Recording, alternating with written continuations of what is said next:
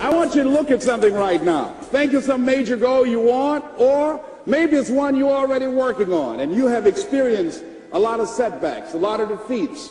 You've experienced a lot of disappointment. Maybe you've already given up, and maybe you just need a little fire, a little encouragement to get back in the game again. Here's what I want you to look at. There are winners, there are losers, and there are people who have not discovered how to win. And all they need is some coaching. All they need is some help and assistance, just a little support. All they need is some insight or a different strategy or plan of action to make some adjustments that will open up the key to a whole new future for them, that will give them access to the unlimited power that they have within themselves. That's all that they need.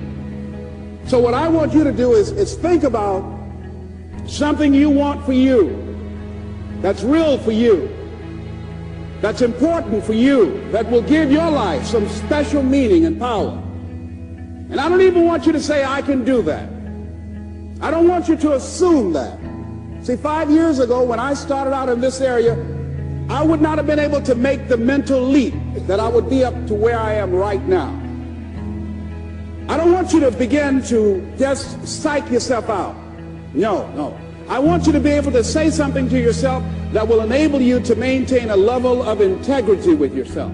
That when you say this, even when you face tremendous setbacks, it will be a benchmark to keep you in the game, to keep you moving forward and experimenting and readjusting your strategy and your plan of action, continuously looking for ways to win. So what is that something? When you got an idea you want to move on, you might not have the money, you might not have the education, you might not have the support or the resources you need. What is that something that can keep us going, that will enable us to act on our dream? What's one of those keys that will begin to help us to discover the secrets to our dream? Here's what I want you to repeat after me, please, with power and conviction. Say, it's possible. That's all I want you to do when you look at your dream. Just say to yourself every day, it's possible. Just say that every day to yourself, it's possible. Because what does that do? See, it begins to change your belief system. See, the way in which we operate, ladies and gentlemen, it's a manifestation of what we believe, what's possible for us. Whatever you've done up to this point, all that it really is a duplication, it's a reproduction of what you believe subconsciously that you deserve and what's possible for your life. Most people operate out of their personal history, out of their memory, things they've done, things they've experienced, things they've seen, things that they have observed. What I'm suggesting that you operate out of a larger vision of yourself. I want you to see yourself doing what you want to do, experiencing what you want to experience, having what you want to have, doing what it is that gives your life some meaning and value. Operate out of your imagination, not your memory.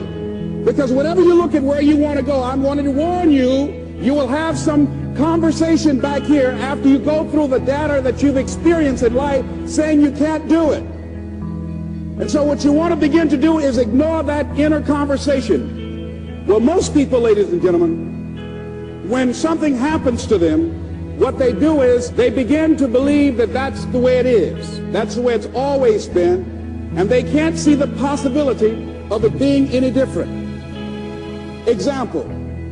Before April 1954, the common belief, the universal belief, because it had been tried again and again and again and people had failed, the belief was that man was not physically capable of breaking the 4-minute barrier, that he could not run a mile in less than 4 minutes. That was the belief on the planet. It had never been done.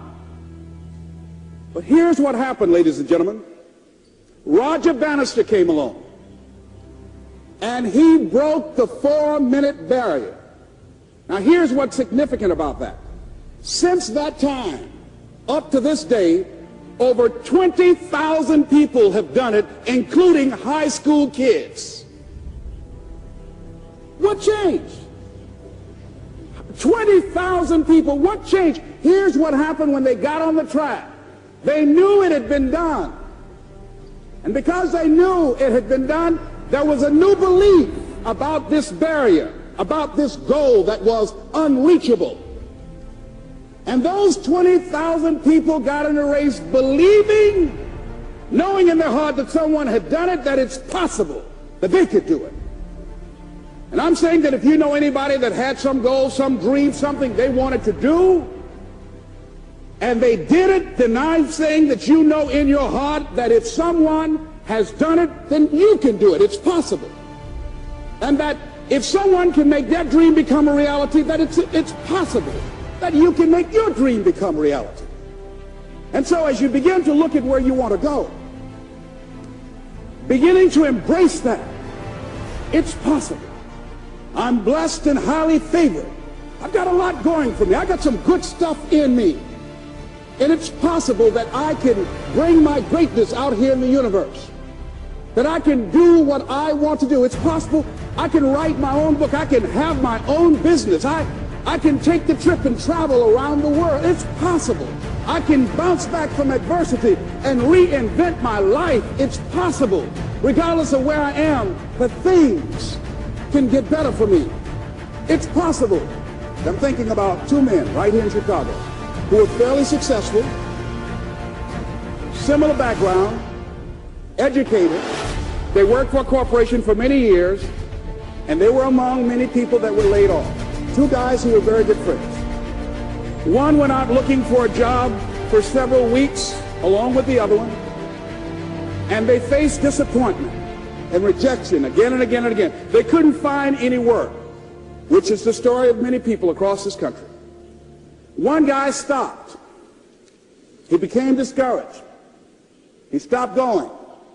He stayed home looking at television, became very argumentative and toxic with his wife, drinking beer, getting on the phone, talking to his other negative, unemployed friends.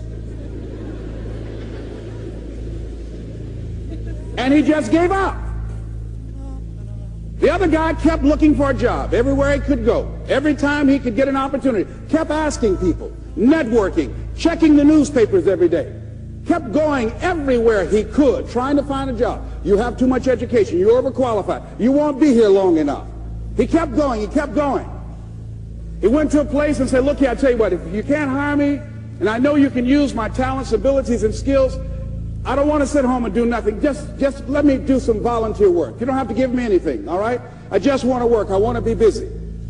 Guy said, okay, it's on you now, but don't expect me to give you anything. It's okay. This guy came in and worked. He was the first one there. The last one to leave was the best employee there. About 4 weeks later, one of the top managers quit. They were looking for a replacement. Guess who they selected? This other guy. This guy who was volunteering his time. He got the job. What was the difference between the two men? Eyesight and mindsight. Eyesight is judging on what you see, judging according to appearances. But mindsight is how you interpret what you see. One guy said, it's not possible, it's over, I'm finished. I can't do it. I can't make it. He surrendered. I've faced rejection again and again. I'm not going anymore. There are no jobs out there. But this other guy, he felt that in spite of the no's and rejections, in spite of how bad the economy is, in spite of what the newspapers are saying, that it's possible that somebody somewhere will give me a job. He just kept going, thinking it was possible. And guess what, ladies and gentlemen? That's what we have to do with our dreams.